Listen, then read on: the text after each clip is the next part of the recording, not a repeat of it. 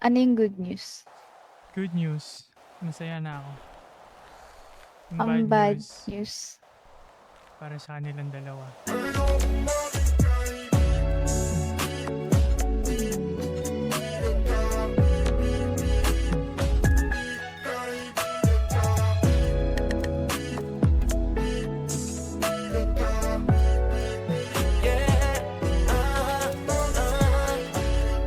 Dahil paano kung nararamdaman ko sa'yo, ayoko lang naman paliwalain na ganito.